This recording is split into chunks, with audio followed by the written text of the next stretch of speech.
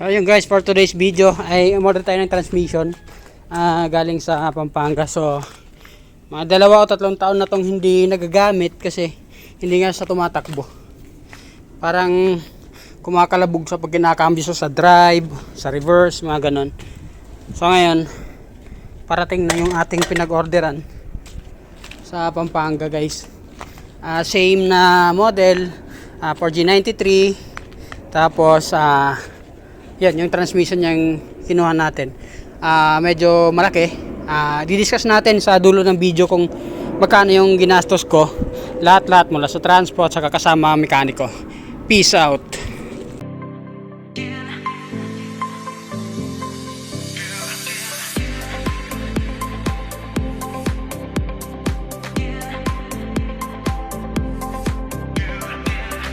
So yun na guys, no? Dumating na yung in-order natin na transmission. Galing din to sa 4G93.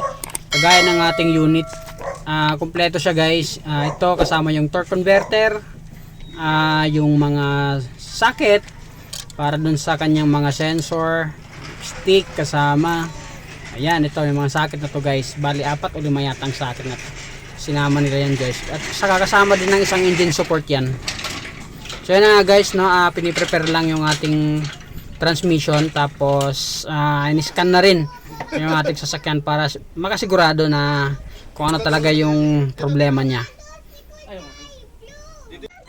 So dito guys, ayan, unumpisa na lang kalasin yung ating engine bay. Yan yung pwesto ng ating transmission. So i-fast forward na lang natin kasi medyo mahaba itong ating video. At kung makikita nyo, ginakalas na nila. Pati yung mga sides nyan guys, yung sa may gulong, kakalasin din nila. So yan guys, kinalas na nga nila yung sa gulong natin, sa side. Hindi ako mechanical guys, no? Kaya hindi ko, yung iba, hindi ko alam kung ano yung tawag. Ang ginagawa ko lang ay sinishare ko lang yung mga naranasan ko bilang isang car owner, para just in case na umabot sa inyo yung pangyayari na ganito, may idea na tayo. So fast forward na lang natin yung ating video guys, no? Kung makikita nyo, unti-unti na naibababa yung ating transmission. At saka yan, kung makikita nyo, madudukot na siya. Ito guys, ito yung nabili nating transmission. Yan yung code nya. Sa torque converter may nakalagay na 2S. Ayan, makikita nyo. So yan guys, dito nadukot na nila yung ating transmission. Ayan, kumpleto din yan ito, kagaya niyan.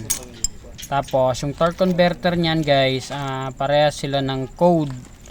Ito yung code niya sa torque converter, 2S yung pinaka code niya. So plug and play talaga siya kasi may mga Lancer na dalawang variant, isang 4G18 yung makina at saka isang 4G93.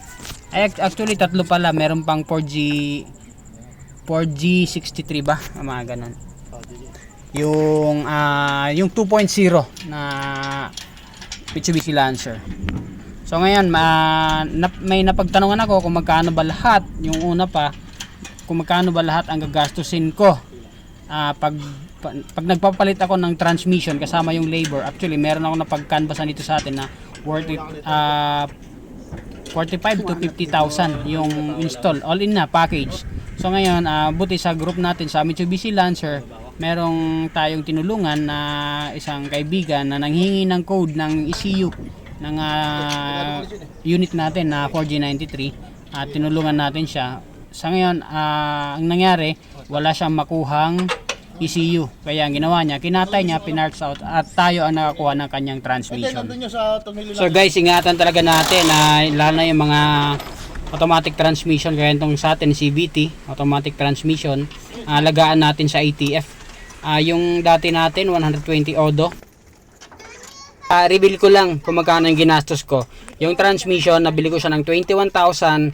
Tapos yung sa shipping, kasi syempre galing siyang Pampanga, 2,500. Tapos parang nasa 3,000 yung 3,000 or 2,500 yung sa pag-install nila kuya, itong mekaniko natin. Papalo siya ng mga around 27,000 siguro. So dito guys, naikabit na nila yung transmission. Hindi na natin na videohan nung pagkatapos, no, kasi na-excite din ako. So ang naging problema, hindi pa rin siya naging okay. So tumatakbo siya ng mas maganda naman compared dun sa una. Ang mali ko lang ay nag-insist ako na transmission agad yung sira ng aking sasakyan.